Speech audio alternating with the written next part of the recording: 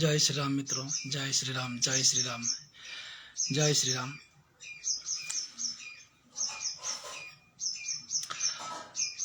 फिर से आपको essence of human right Gita page में आप सबका हार्दिक अभिनंदन, हार्दिक स्वागत।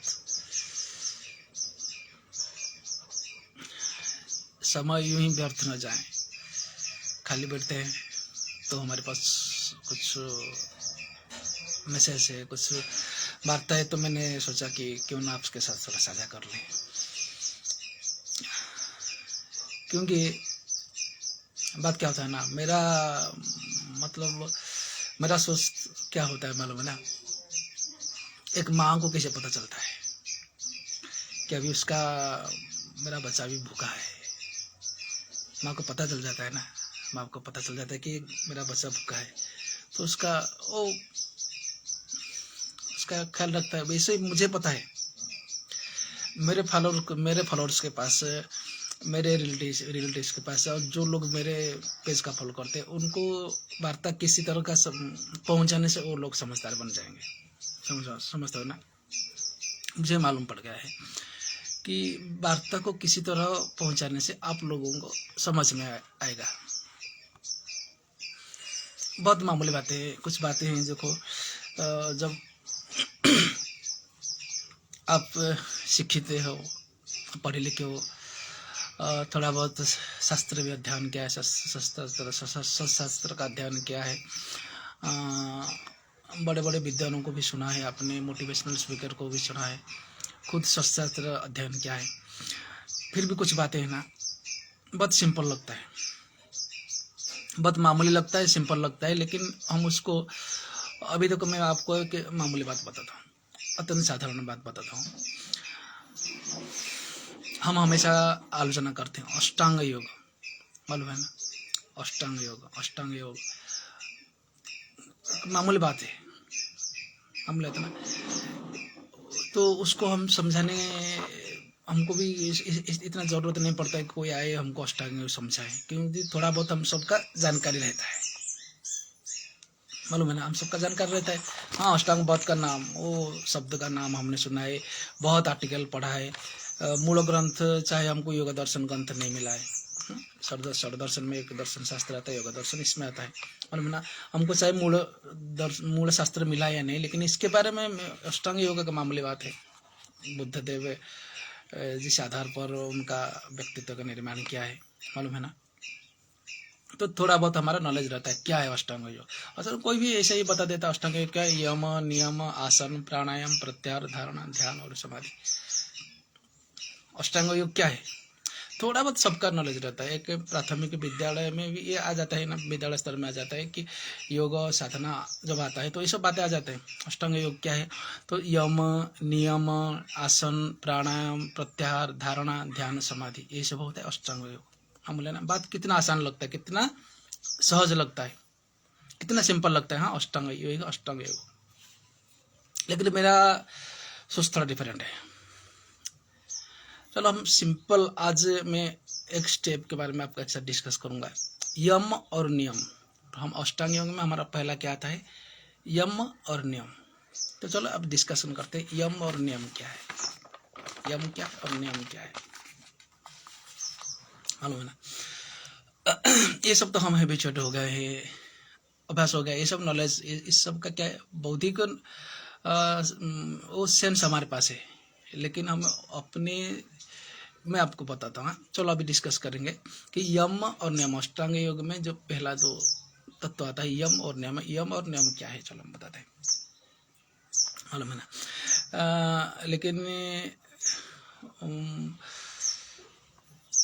देखो, मनुस्मृति में एक महर्षि मनु ने एक परामर्श दिया है,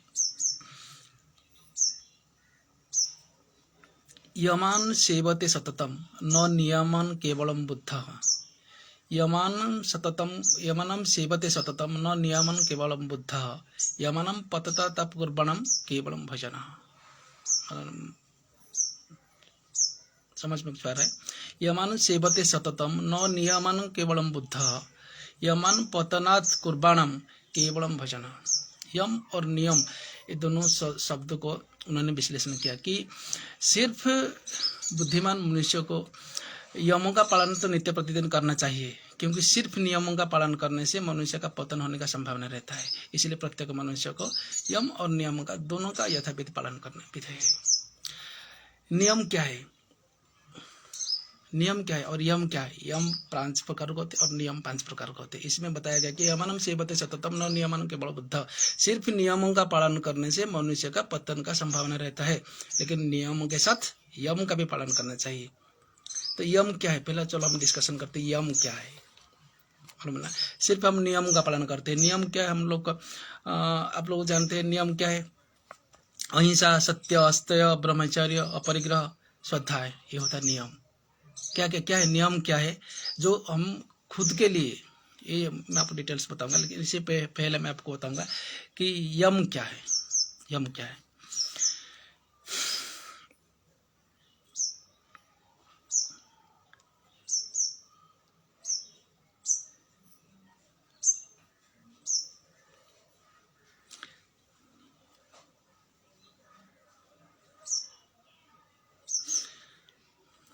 यम आत्मा के भीतर का आचरण होता है, और यह सामाजिक कृत्य भी है, और दूसरों के हित के लिए जो किया जाता है, अभ्यास किया जाता है, उसको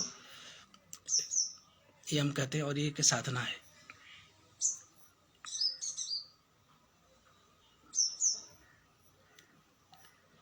नियम, यम देखो, यम हम पहले समझे कि यम क्या है। इसमें बताया गया है कि हम ज़्यादातर साधन नियमों में रहते हैं, नियमों का पालन करते हैं। नियम क्या क्या बताया गया है मालूम है ना? शौच, संतोष, तप, चलो ठीक है। यम के बारे में हम डिस्कशन करेंगे। यम क्या होता है? यम नियम भी 5 प्रकार के होते हैं और यम भी 5 प्रकार के होते हैं। यम ये देखो, यम एक हमारा जो, मैं पहले आपको बता देता हूँ कि यम ये हमारा के साधना है। यम हमारा कहते हमारा जो की हुई साधना है, हमारा व्यक्तिगत तपस्या है कि दूसरों के लिए, दूसरों के कल्याण के लिए, समाज के कल्याण के लिए जो साधना हम करते हैं उसको यम कहते हैं। ज़्यादातर हम उसको यम कहते हैं। उसका मौलिक रहता है, सार रहता है कि यम जो होता है, यम जो रहता है दूसरों के कल्याण के लिए, समाज के कल्याण के लिए हम जो साधना करते हैं, हम जो संयमता का आचरण करते हैं, हम जो साधना करते हैं, उसको यम कहते हैं। उनमें से यम का जो 5 प्रकार के यम होते हैं, उनमें से पहला आता है अहिंसा। यम का जो 5 प्रकार का 5 का विभाग है यम का, उसमें से पहला आता है अहिंसा। देखो ये एक व्रत है, अहिंसा एक व्रत है जो कि मन, वचन, कर्म और वाणी, मन, वचन और कर्म से दूसरों की पीड़ा न होना, दूसरों की कष्ट पहुंचना, न हानि पहुंचना, ये होता है अहिंसा। लेकिन शास्त्र में बताया गया कि वैदिक अहिंसा या अहिंसा नहीं है। धर्म की रक्षा के लिए, सठता को मिटाने के लिए, दुर्नीति को मिटाने के लिए अगर कहीं हिंसा होता है तो उसको हम अहिंसा नहीं कह सकते, मालूम है ना? लेकिन तो फिर अहिंसा क्या है कि मन, वचन, कर्म और आचरण से हिंसा का न होना, ये होता है अहिंसा। यम का पहला विभाग है अहिंसा। उसके बाद कहते हैं सत्य आता है, इसके बाद अस्तेय आता है, इसके बाद ब्रह्मचर्य आता है, इसके बाद अपरिग्रह आता है। तो अहिंसा का, किंतु उसका मौलिक नियम क्या है? यम एक साधना है, मैंने आपको पहले बताया। यम एक साधना है जो कि ज्यादातर समाज कल्याण के लिए, परहित के लिए, परोपकार के लिए हम जो साधना करते हैं, हम जो तप करते हैं, जो श्रृंखला अपनाते हैं, उसको यम कहते हैं, मालूम है ना? यम का पहला पॉइंट क्या है? अहिंसा। और अहिंसा का अर्थ क्या है? मन, कर्म, वचन से हिंसा का न होना, क्रूरता का न होना, इसको बोलते हैं अहिंसा। इसके बाद है सत्य।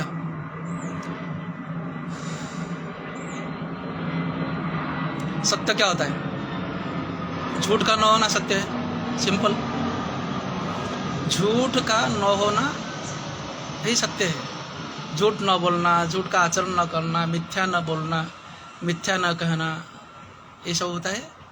कभी भी किसी भी हाल में किसी को मतलब मिथ्या न बोलो, मिथ्या आचरण न करो, झूठ मत बोलो, सत्य मार्ग पर चलो, सत्य पथ पर चलो, और जो भी बोलो मुंह से जो बोलो सत्य बोलो, इसको बोलते हैं सत्य। सिंपल। अहिंसा, अहिंसा होता है मन वचन और कर्म से किसी को ठेस न पहुंचना, क्रूरता का आचरण न करना, इसको अहिंसा बोलते हैं। एकदम सिंपल और अत्यंत सहज और सरल भाव से इसका जो सारा मर्म है, यम सत्य, सत्य सिंपल सत्य होता है, मालूम है ना। अस्तेय, अस्तेय कौन? जागतिक वस्तु के ऊपर अपने प्रभुत्व का भाव न रखना, इसको बोलते हैं ना अस्तेय। अस्तेय लोभ का भाव न होना, मालूम है ना। और दूसरे की वस्तु पर अपना प्रभुत्व विस्तार करने का मन में जो आता है, मालूम है ना, ये सब भावना का ना होना, इसको बोलते हैं अस्तेय। अस्तेय साथ उसका सिंपल भाव क्या होता है ना, निर्लोभता। उसका अक्षर का अर्थ होता है निर्लोभता। अस्तेय का अक्षर के अर्थ होता है निर्लोभता, सांसारिक वस्तु भौतिक वस्तु के प्रति निर्ममता और निर्लोभता रखना, मालूम है ना। उसके बाद आता है अहिंसा, समझे, सत्य समझे, अस्तेय समझे, निर्लोभता। उसके बाद आता है ब्रह्मचर्य। अहिंसा ब्रह्मचर्य आता है। ब्रह्मचर्य का अर्थ क्या है? इंद्रिय संयम। ब्रह्मचर्य का अर्थ होता है इंद्रिय संयम। हमारे गीता में के बताएगा, मालूम है ना, आप सबका याद होगा। जेहि संस्पर्श जब होगा दुख योनते आदित्यवंत कुंत्य नौते सुरमते बुद्धा। भगवान गीता में क्या बताया? हे अर्जुन, हे कुंती नंदन, जेहि संस्पर्श जब होगा दुख योनते आदित्यवंत कुंत्य नौते सुरमते बुद्धा। खुजलाने में बहुत आनंद आता है, लेकिन उसके बाद क्या होता है? घाव बन जाता है, बोले मैंने। जितने सारे इंद्रिय जनित सुख, भगवान बोलते हैं कुंती नंदन, हे अर्जुन, जितने सारे जेहि संस्पर्श जब होगा, जितने सारे इंद्रिय जनित सुख हमको सुख रूप प्रतीत होता है, सब दुख योनवते, सब दुखों का वही मूल कारण होता है। जितने सारे इंद्रिय, आंखों से भी कुछ चीज सुंदर लगता है, अच्छा लगता है, उसमें हम मस्त हो जाते हैं। सुनने में कुछ चीज अच्छा लगता है, उसमें मस्त हो जाता है। खाने में जीवा में कुछ चीज अच्छा लगता है, उसमें हम मस्त हो जाते हैं। इंद्रियगत सुख, जौन सुख, ये सब क्या है? उसमें से हमको अच्छा लगता है, मस्त हो जाते हैं। क्योंकि वो सब उसका परिणाम, किसका परिणाम होता है? ये सब प्रकार जितने सारे दुनिया में जितने सारे दुख है, दुर्दशा है, दुर्गति है, उसका यही कारण है इंद्रिय सुख, इंद्रिय जनित सुख। इसलिए कहते न तेसु रमते बुद्धा, मन क्या बोले? जय संसर्श जब दुख यो नवते, दुख का सब प्रकार दुख का मूल कारण है। इसलिए हे अर्जुन, न तेसु रमते बुद्धा, बुद्धा तो ज्ञानी जन पंडित जन इसमें रमण नहीं करते हैं, अर्थात इंद्रिय जनित लालसा, इंद्रिय जनित सुख में कभी वो अपने सामर्थ्य का दुरुपयोग नहीं करते हैं। मालूम नहीं चला? ब्रह्मचर्य, ब्रह्मचर्य का अर्थ क्या है ना? इंद्रिय संयम। ब्रह्मचर्य का इंद्रिय संयम, लेकिन उसका आक्षरिक अर्थ भी है इंद्रिय संयम, उसका और कुछ अर्थ नहीं है। ब्रह्मचर्य का अर्थ है इंद्रिय संयम। इंद्रिय में संयम की जब बात आ जाता है तो बाकी में सब डिसिप्लिन आ जाता है। ये सब बात है यम, यम का ही चतुर्थ पॉइंट था ब्रह्मचर्य। ब्रह्मचर्य के बाद आता है अपरिग्रह। अपरिग्रह, अपरिग्रह अर्थ क्या आता है? बुरा विचार, बुरे कर्म, बुरे संग का परित्याग करना। और ये सब क्या है? बलपूर्वक बुरे विचार, बुरे संग और बुरी आदत, कुसंग, ये सब का परित्याग करना है अपरिग्रह, मालूम है ना। बुराई में रस लेना बुरी बात है, बुरी चीज में दिमाग मत लगाओ। दुनिया में कुछ बुराई आ रहा है, उसमें दिमाग मत लगाओ। कोई किसका क्यों गुणगान कर रहा है, कोई किसके पीछे क्यों पड़ा है, कोई किसका कौन सा आइडियल फॉलो कर रहा है, हाँ, कोई किसी को क्यों आइडियल बनाया, कोई किसको क्यों प्रभु माना, हाँ, कोई किसको क्यों पति माना। ये सब बातें ना, जो बुराई में रस लेना बुरी बात है। जो बात लगता है बुरी है, बुरा लगता है, उनमें से अपने माथा मत कराओ। परिग्रह, ये सबसे बच के रहो, मतलब ना। अपरिग्रह इसको बोलते हैं। अनावश्यक वस्तु का संग्रह मत करो। कुछ भी बाहर की चीजें आते, आज मेरे पास एक बाइक है, चलो और एक बाइक लाना है, आज मेरे पास कार है, चलो और एक कार लाना है। ये सब अनावश्यक वस्तु का संग्रह न करना, भौतिक सामग्री का अभिवृद्धि का न करने का मन में। उसके बाद अपरिग्रह में ये भी आता है कि बुरी संग का परित्याग करो। बुरे संग का, जो आपको ले जाते खींच के सिनेमा हॉल को, जो आपको ले जाते खींच के जुआ आडा में, जो आपको ले जाते बार में, रेस्टोरेंट में, ऐसे दोस्तों का परित्याग करो, ये सब परित्याग करो, इसको अपरिग्रह बोलते हैं। तो ये सब क्या है, मैंने जो बताया, ये सब यम यम नियम 2 शब्दों को मैं आपको बताना चाहता था, लेकिन यम में ये सब आता है। और ये सब देखो, इसी मैंने आपको पहले इसलिए आपको कन्फ्यूजन में डाल दिया, आपको बता दिया, आपको क्लियर कर, कन्फ्यूजन में आपको क्लियर कर दिया कि ये एक साधना है। मैं नियमों के बारे में बताने रहा हूँ। नियम भी 5 प्रकार के हैं, लेकिन हमने अभी क्या बताया, मैंने यम के बारे में बताया। यम एक साधना है, एक व्यक्तिगत साधना है, जिसका श्योल रहता है कि परहित बस मन माही परोपकाराय, परोपकार के लिए अपने जो व्यक्तिगत हम जो श्रृंखला अपनाते हैं उसको यम कहते हैं। ये क्या, देखो, अहिंसा पालन करना, सत्य का आचरण करना, अस्तेय, अस्तेय मतलब क्या, निर्लोभता, ब्रह्मचर्य का पालन करना, इंद्रिय संयम करना, और अपरिग्रह, अपरिग्रह अर्थात खुद को रखना है, संयम में रखना है, बुरे संग का परित्याग करना है, बुरे जगह पर न जाना है, बुरे बात न करना है, बुरे भौतिक सामग्रियों का अभिवृद्धि न करना है। ये सब क्या है, ये क्या है, ये हमारा क्या आत्मिक साधना है, अंदरूनी श्रृंखलता है, अंदरूनी डिसिप्लिन है, जो कि हम आचरण करें तो ये समाज की उपकार होता है, समाज की कल्याण होता है। इसके साथ हम क्या बोलते हैं, अभी नियम नहीं, हम ज़्यादातर नियम में रहते हैं, ज़्यादातर हम लोग क्या है ना, नियम में रहते हैं, नियम में हम श्रृंखलित रह जाते हैं, विधिवत रह जाते हैं नियम में। लेकिन इसके साथ यम, दोनों जब एक साथ मिलकर कोई साधक आगे चलता है तो वो सामाजिक के साथ अपने पारमार्थिक विकास कर सकता है, कल्याण कर सकता है। तो अभी चलिए डिस्कशन करें नियम क्या है। वैसे नियम भी 5 प्रकार के हैं। शौच, संतोष, तप, श्रद्धा, ईश्वर प्रणिधान नियम, युगानुसंधान में ये बताया गया। शौच, संतोष, तप, श्रद्धा, ईश्वर प्रणिधान नियम। शौच, संतोष, तप, श्रद्धा और ईश्वर प्रणिधान, ये होची नियम। अभी समझना है, जैसे हम 5 प्रकार के यम समझे, अभी 5 प्रकार नियम चला आलोचना करेंगे। 5 प्रकार नियम में हमें पहला पॉइंट आता है, शौच। शौच क्या है, शौच क्या है? शौच मतलब, शौच एक संस्कृत शब्द है, इसका अर्थ परिष्कार, परिष्कार नहीं, शौच का अर्थ है शुद्धि। और वो शुद्धि सिर्फ शारीरिक या बाह्य शुद्धि नहीं, वो अंत शुद्धि, संस्कृत जो है, ये जो एक व्यापक है, शौच एक व्यापक शब्द है। शौच का अर्थ ये नहीं कि परिष्कार, साफ सुथरा नहीं, शौच का अर्थ यहाँ शुद्धि है। और वो शुद्धि भी कैसी है, आंतरिक और बहिर्शुद्धि। आंतरिक शुद्धि क्या होता है, बहिर्शुद्धि क्या होता है, दिनचर्या, आहार, वस्त्र और व्यवहार।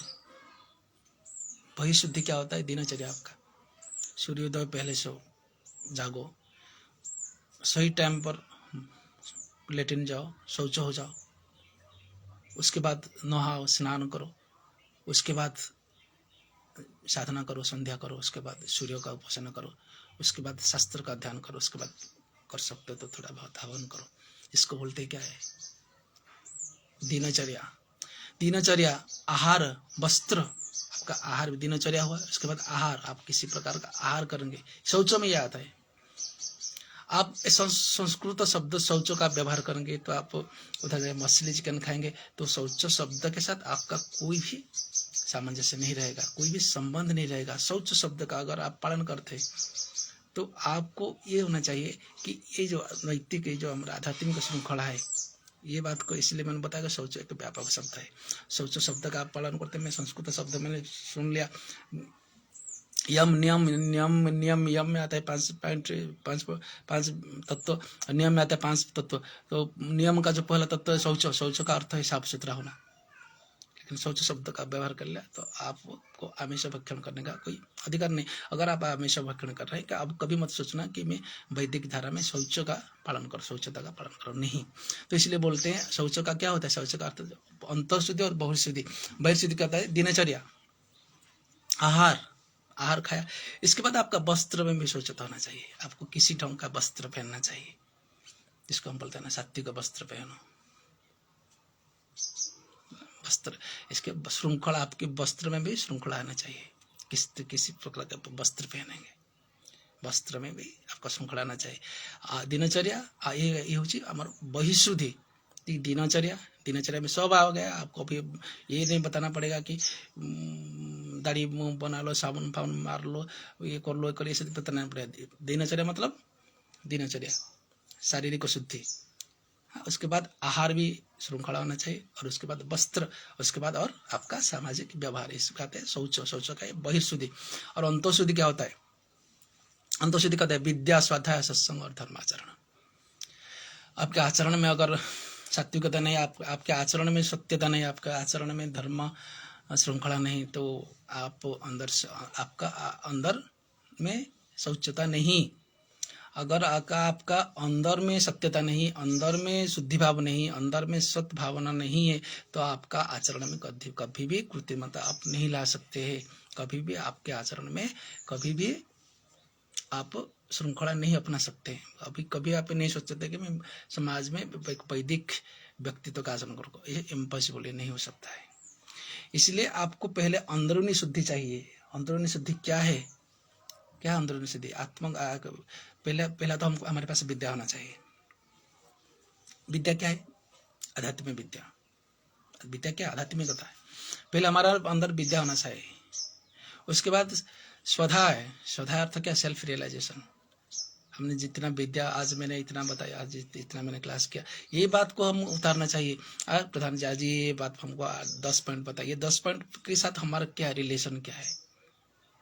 कभी हम इस पॉइंट पर खड़ा होते रहे, कभी ये सब चीज़ें को, ये सब तत्व पर हमारा क्या संबंध है? हमने कभी इस पर अनुभव हुआ है? हमको कभी ऐसा कभी प्रैक्टिकल अनुभव हुआ कि ये सब तत्व पर अनुभव, इसको बोलते हैं स्वाध्याय। स्वाध्याय अर्थात जो ज्ञान को हम आहरण करते हैं उसको सेल्फ रियलाइजेशन करना है, अंदर, खुद के अंदर लेना है, इसको बोलते हैं स्वाध्याय। मालूम है ना? स्वाध्याय, सत्संग और धर्माचरण। आपके अंदर विद्या का होना, आपका सेल्फ, उसको विद्या का होने के बाद आपको उसको सेल्फ रियलाइज करना है, अंदर उसको समय क्या करना है, और आपका संग का बड़ा विशुद्धि होना चाहिए। आप कैसे कंपनी में रहते हैं, आपका फ्रेंड सर्किल कैसा है, किन किन लोगों से आप मिलते हैं, जब बाहर जाते हैं, घर से, परिवार से निकल कर जाते हैं, आपका फ्रेंड सर्किल कैसा रहता है, आप किन किन लोगों से मिलते हैं, कहाँ कहाँ जाते हैं आप, रेस्टोरेंट में जाते हैं, बार में जाते हैं, सिगरेट की दुकान में जाते हैं, हाँ, कि आप कहाँ जाते हैं, कि कौन से मंदिर में जाते हैं, कोई सत्संग पंडल में जाते हैं, किधर जाते हैं, आपका विश्राम स्थल किधर है आपका, है ना? इसको बोलते हैं ना सत्संग और धर्माचरण। धर्माचरण अर्थात आचरण में क्रूरता का न होना, आचरण में मिथ्या न होना, आचरण में दुराभिसंधि होना, मतलब गलत इंटेंशन न होना, इसको धर्माचरण कहते हैं। धर्माचरण का अर्थ क्या है? हमारा आचरण में गलत इंटेंशन, गलत अभिप्राय का न होना, उसको बोलते हैं धर्माचरण। ये रहा शौच। शौच में कितना, दो, एक अंतःशुद्धि और बाह्य शुद्धि। अंतःशुद्धि क्या होता है? कि विद्या, स्वाध्याय, सत्संग और धर्माचरण अंतःशुद्धि है। और बहिशुद्धि क्या है? दिनचर्या, आहार, वस्त्र और व्यवहार। उसके बाद आते हैं नियम। अभी नियम का मैंने पहला तत्व बताया। दूसरा तत्व क्या है? संतोष। साईं इतना दीजिए जामे कुटुंब समाज में न वो कना रहो साधु न बका जाए। मालूम है ना? चाहे प्रारब्ध से हो, ईश्वर की कृपा से हो, या अपनी साधना से हो, जो कुछ प्राप्त हो रहा है, इसके लिए भगवान को कभी कभी याद करो। कभी कभी भगवान को याद करो, और भगवान को इसलिए धन्यवाद दो कि हे भगवान, आपकी कृपा छाया के नीचे, आपकी छत्र छाया के नीचे अभी पल रहा हूँ, और आपकी कृपा से मेरे, आपकी कृपा से मैं भी, मुझे इतना भी जो भी प्राप्त हुआ है, आपकी कृपा से मुझे प्राप्त हुआ है।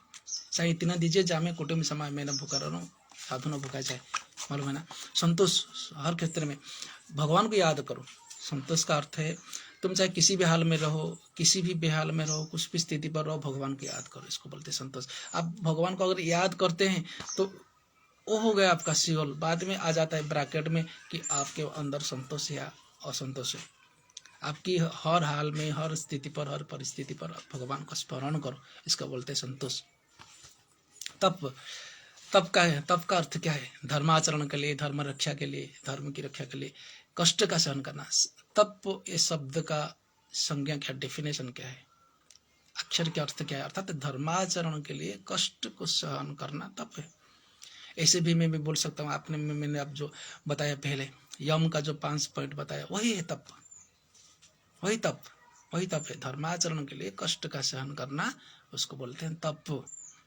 आपको 10 मिनट शीर्षासन करना है, 2 मिनट सर्वांगासन करना है, 2 मिनट चक्रासन करना है, 5 मिनट सूर्य नमस्कार करना है। आपको जितना बात, ये सब क्या है, धर्माचरण के लिए कष्ट का सहन करना। आप जब उपवास में रहते हैं आपको कष्ट होता है, तब आप जब व्रत में रहते हैं आपको कष्ट होता है, उपवास होता है। आप जब एकादश करते हैं तभी आपको कष्ट होता है, उपवास करता है। लेकिन उसका परिणाम क्या है, उसका उद्देश्य क्या है, धर्म की रक्षा के लिए, धर्माचरण के लिए। और धर्म की आचरण के लिए, धर्म की रक्षा के लिए कष्ट का सहन करना को तप करते हैं। तप का और क्या आखिर अर्थ क्या है, समता का आचरण करना, समता का आचरण करना, साधना करना, परिस्थिति पर अपना प्रतिकूल अनुकूल परिस्थिति पर हर हाल में भगवान का स्मरण करना, हर हाल को स्वीकार करना, चाहे परिस्थिति चाहे प्रतिकूल हो या अनुकूल हो, हर हाल को स्वीकार करना और उसमें अपना समता बजाय रखना, ये भी तप है। लेकिन तप का आक्षरिक अर्थ क्या है, आत्मकल्याण के लिए, धर्म रक्षा के लिए कष्ट का सहन करना। और कष्ट का धर्म का रक्षा कर ले वही जो तत्व, जिन तत्व की, ये सब करने से हम क्या है, समाज का कल्याण हो सकता है, आत्मकल्याण भी हो सकता है, जगत की कल्याण हो सकता है। इसी प्रकार साधना को बोलते हैं तप। इसके बाद है स्वाध्याय। स्वाध्याय मैंने आपको जो बताया, सेल्फ रियलाइजेशन। स्वाध्याय कुछ भी पढ़ो, सुनो, सत्संग करो, आप चाहे लिटरेचर पढ़ो या आप वीडियो देखो या आप कुछ सत्संग सुनो, कुछ मोटिवेशनल स्पीकर को सुनो। सुनने के बाद आपको उसको रियलाइज करना। अभी मैंने बताया 10 पॉइंट, आपके पास नोट पेन नहीं है, आप 10 पॉइंट नोट नहीं कर पाया, मेरा आया 15 मिनट की क्लास मेरा खत्म, मैं गया। लेकिन आपको कुछ आया गया, कुछ सुना, इधर से आया इधर से गया, फिर टाइम हो, कभी होगा कभी नहीं होगा, फिर दोबारा वीडियो सुनेगा या नहीं। अब मेरा उपस्थापन करने का तरीका क्या है, मेरा उपस्थापन करने का तरीका कैसा रहता है, मैंने पहले बताया कि आपको कैसे समझ में आएगा, इसीलिए मैंने बोलता हूँ। यम और नियम तो शब्द है, यम नियम, यम नियम 5 क्लास का स्कूल का बच्चा ही बोलेगा यम नियम आसन प्राणायाम ध्यान धारणा आसन समाधि बोल दे। तो यम क्या है मैं समझा रहा हूँ आपको, नियम क्या है मैंने आपको समझा रहा हूँ, दोनों का कॉम्बिनेशन कैसा होना चाहिए मैं आपको समझा रहा हूँ। आप प्रैक्टिकल लाइफ में दोनों को इकट्ठा करके कैसे अपने जीवन में उतारेंगे, यही मैं आपको समझा रहा हूँ। मालूम है ना, इसको बोलते हैं स्वाध्याय। आप जो सुनते हैं, जो आपको सुनने को मिलता है, जो सीखने को मिलता है, जो पढ़ने को मिलता है, उसको अपने आचरण में उतारो, उसको बोलते हैं स्वाध्याय, सेल्फ रियलाइजेशन। स्वाध्याय का अर्थ है सेल्फ रियलाइजेशन, आत्म समीक्षा। आत्म समीक्षा करो, मनन करो, उसका सात्विक अर्थ है आखिर मनन करो, मनन करो कि हाँ मैं कितना काबिल हूँ, मैं कितना ठीक हूँ। हाँ, ये सब ये उसको बोलते हैं मनन, उसको बोलते हैं स्वाध्याय। स्वाध्याय के बाद आता है ईश्वर प्रणिधान। देखो स्वाध्याय में और एक आता है, देखो हमारा सबसे बड़ी बात है क्या है ना, वैदिक जो हमारा परंपरा रहता है, 12 महीने में त्योहार आता है, मालूम है ना। और शस्त्र साहित्य का अध्ययन करना, उसका ज्ञान अर्जन करना, उसको रियलाइजेशन करना। और बड़ी बात है सबसे स्वाध्याय में यह आता है कि हमारा जो परंपरा की रक्षा करना। इधर स्वाध्याय में ये भी आप बताया गया कि हमारा जब वैदिक परंपरा आता है, अभी मकर संक्रांति आ रहा है, मकर संक्रांति में किसी त्योहार मनाना है, आपको हमारा परंपरा के साथ चलना है। और अगर हम परंपरा के साथ नहीं तो ये सब मीनिंगलेस है हमारे लिए, कोई तत्व कोई अर्थ ही नहीं। इसलिए आपको परंपरागत होना है, परंपरा का रक्षा करना है, अपने पूर्ण सामर्थ्य के साथ, पूर्ण सक्षमता के साथ और पूर्ण पराक्रम के साथ आपको परंपरा का रक्षा करना है, परंपरा का पुनरुद्धार करना है। मकर संक्रांति है तो मकर संक्रांति मनाना है, घर में कैसा खाना बनना चाहिए, हमारा वस्त्र किसी प्रकार का होना चाहिए, समझ रहे ना। इसको बोलते हैं स्वाध्याय। स्वाध्याय तो खुद को समीक्षा करना है और हम कितना अटैचमेंट है हमारे संस्कृति के साथ, हमारे परंपरा के साथ, हमारे कल्चर और ट्रेडिशन का हमारा अटैचमेंट कैसा है, लोगों की नजरों में क्या है हमारा अटैचमेंट हमारे कल्चर और ट्रेडिशन के साथ, ये होता है स्वाध्याय। शास्त्र साहित्य का अध्ययन करना है। मैंने कितना शास्त्र साहित्य बता, भी मैं आज मैं देख रहा था कितना शास्त्र बताऊं तो इतना सारा शास्त्र साहित्य है, पुण्य कौन कौन से ऋषि मुनि कब लिखा था, मालूम है ना। ज्ञान का अर्जन करना, इसको स्वाध्याय में आता है। इसके बाद आता है ईश्वर प्रणिधान। नियम का जो 5 नियम बताया मैंने, शौच, संतोष, तप, स्वाध्याय और ईश्वर प्रणिधान, नहीं शौच संतोष च तपम स्वाध्याय ईश्वर प्रणिधान नियम। ये जो नियम है, नियम आता है ईश्वर प्रणिधान। जगत ईश्वरमय है, अतः सब कार्य ईश्वर के उद्देश्य से समाज कल्याण, मानव कल्याण तथा भगवान की प्रसन्नता के लिए करना, इसको ईश्वर प्रणिधान। जगत ईश्वरमय है, जगत ईश्वरमय है, समाज कल्याणमय है, समाज मंगलमय है, और हमारा जो भी कार्य है उसका आंतरिक उद्देश्य मैं आपको कल बता रहा था कि जब हम रहते हैं ना मटेरियल वर्ल्ड में रहते हैं, तो थिएटर कलाकार जब आता है देखता है, रात को क्या देखता है तो दर्शक आता है, वो जाता है, कभी हंसाता है, कभी रुलाता है, कभी नचाता है, कभी क्लैपिंग आता है, कभी लोग इमोशनल हो जाते हैं, वो आता है पूरा दुनिया, उसका नाइट प्ले खत्म हुआ, तभी उसके मन में क्या हो जाता है, जब ड्रामा चलता है, जब नाटक चलता है थिएटर हॉल में, तो होता है यही मेरा this is my world, this is my world. लेकिन सुबह जब होता है देखता है कोई नहीं, मैदान एकदम खाली है, वो वर्ल्ड उसमें नजर नहीं आता है, उसको वर्ल्ड क्या है नजर नहीं आता है, वो फिर सो जाता है, अगले ड्रामा प्लेयर करने आने वाला नाइट में सो जाता है। लेकिन वर्ल्ड क्या होता है, सुबह के बाद जो होता है वही वर्ल्ड होता है, लेकिन बोलता है वर्ल्ड कैसे है। ऐसा ही हमारा हम सब बन गए, इसे मेटेरियल वर्ल्ड में हम इतना हमारा अटैचमेंट हो गया कि हमको अपने अपने दुनिया को वर्ल्ड बना देते हैं, मालूम है नहीं, दुनिया में चाहिए और कुछ नहीं दिखना चाहिए। कुछ लोग जैसे बोलते हैं नहीं नहीं विराट कोहली मेरा वर्ल्ड है, विराट कोहली मेरा वर्ल्ड है। जिसका जितना कैपेबिलिटी रहता है, जिसका जितना कैपेसिटी रहता है, मालूम है ना, जिसका जितना टैलेंट रहता है, जिसका व्यक्तित्व का अपनी योग्यता का जितना जो प्रभाव रहते हैं, उसी हिसाब से लोग अपना अपना परिवेश बनाते हैं, मालूम है ना। उसी हिसाब से लोग अपना अपना परिवेश, उस अपने अपने वर्ल्ड, अपने अपने दुनिया बनाते हैं अपनी योग्यता के अनुसार, मालूम है ना, अपनी काबिलियत के अनुसार। इसको बोलते हैं क्या है, जगत ईश्वरमय, जगत कल्याणमय, सब कार्य का सब जगत कल्याणमय समझो, जगत ईश्वरमय समझो, जगत मंगलमय है। अर्थात हम हमारा प्रत्येक कार्य का जब हम व्यक्तिगत कार्य से जब उभर के आते हैं, तो हमारा कार्य का उद्देश्य, हम कंपनी में तो ये नहीं सोचता थे मैं टैबलेट प्रोडक्ट करूंगा तो इसमें जगत का कल्याण हो, ये तो भावना किसको नहीं आता है। मैं जाता हूँ मोटर बाइक बना रहा हूँ, कंपनी में अंदर घुसा मोटर बाइक बना है, मेरे को क्या किस पेंटिंग हॉल में पहुंचा, मुझे पेंटिंग करना है, इसमें नहीं होता है। लेकिन इसके बाद आपको जब सामाजिक कार्य करने को मिलता है, दूसरा कार्य की, चाहे आपके शिक्षक हो, ऐसे कुछ मिलता है, तो आपका अंतिम उद्देश्य होना चाहिए कि समाज का कल्याण हो, जगत का कल्याण हो। जगत ईश्वरमय है, जगत मंगलमय है, और हमारा कार्य से जगत को हानि न पहुंचे, समाज का कल्याण हो। इसको बोलते हैं ना ईश्वर प्रणिधान। ये सर्वोपरि ये ईश्वर, ये जगत तो ईश्वर का है, भगवान का है, मालूम है ना। और सर्वव्यापक भगवान है। मेरा प्रत्येक कार्य, मैं आपको एक बार और पॉइंट बोला याद दिलाता हूँ, अपने उद्देश्य में पवित्रता। इस दुनिया का लाखों लोगों का लाखों गोल है, ऐसे कितने आदमी ऐसे कर पाते हैं गोल, मालूम, सब लोग नहीं पहुंच पाते हैं, लेकिन कुछ लोग पहुंच जाते हैं। किन लोगों ने पहुंचा? आज राम मंदिर बनता है, कैसे बनता है मालूम है? इसका कहानी क्या मालूम है? इसका कहानी क्या है? राम मंदिर, अभी राम मंदिर बनना है, अभी समझेगा इसका कहानी, अभी पूरा इंडिया पढ़ेगा, इंडिया की इतिहास किताब में आएगा राम मंदिर का कहानी क्या है, कितना बलिदान, कितने लोगों को ऐसे दिन दड़ उड़ाया दिया गया, क्या क्या रैली हुआ था, किन किन रैली क्या था, कब से रैली चल रहा था, आरएसएस क्या था, विश्व हिंदू परिषद क्या था, कौन था नेतृत्व ले रहा था, क्या क्या वीरभोग्य वसुंधरा का अर्थ कौन है, कौन कौन वीर थे, कौन कौन महापुरुष थे, ताकि आज बाबरी मस्जिद तोड़ के और उधर राम मंदिर बनाया जा रहा है। अभी आएगा समझ में लोगों को, अभी समझ में आएगा। अभी और कहाँ है ऐसे हमारे जो मंदिर को तोड़कर, हमारे तीर्थ स्थल को तोड़कर जोर जबरदस्ती यहाँ पर मस्जिद बन के खड़ा है। आज भी मथुरा जाओ, काशी जाओ, अब देखेंगे, अपने नयन में देखेंगे, पूरा हमारे मंदिर को, हमारे तीर्थ स्थल को तोड़कर उस पर जोर जबरदस्त के ऊपर मस्जिद बनाया गया है। बहुत सारे, अभी राम मंदिर आया, सब किताब खोलेगा, लोग के दिमाग में आएगा, मालूम है ना। ये इसको बोलते हैं व्यापकता, समाज की सत्यता, व्यापकता। ऐसे ऐसे कहानियां हैं हमारी दुनिया में। तो हमारे जो सोच समझ में आता है, जब बाहर की दुनिया की तरफ हमारा आते हैं, तो क्या है, हमको ये हमारा प्रत्येक कार्य का उद्देश्य होना कि परहित बस मनमाही, जगत का हमारा समस्त ईश्वर प्राणिधान का अर्थ है, हमारा कार्य का आंतरिक उद्देश्य और अंतिम उद्देश्य है कि हे भगवान, जगत की कल्याण हो, समाज की कल्याण हो, समाज के मंगल हो। और उसके प्रकार आपके मन में ये भी सोच रहना उचित है।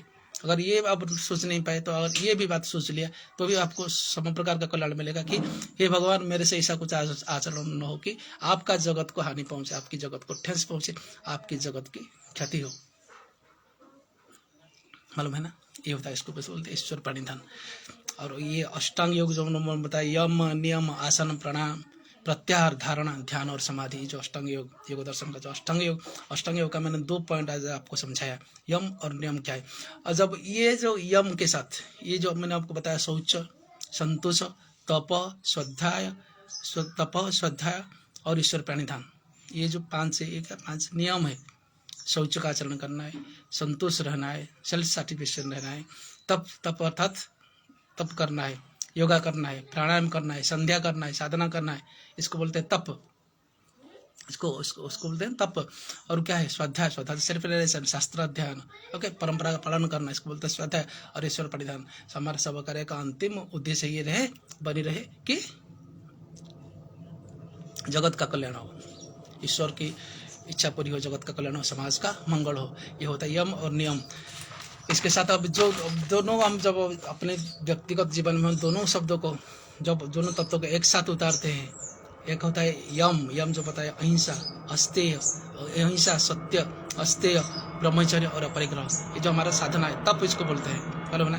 ये दोनों तत्वों को जब हम एक साथ उतारने के लिए सक्षम हो जाएंगे, तभी हम अष्टांग योग का 2 योग हमने मानो आपका लाभ होगा, मालूम है ना। इसके बारे में हम इसके बाद में मैं आपको अच्छा फिर से बताऊंगा।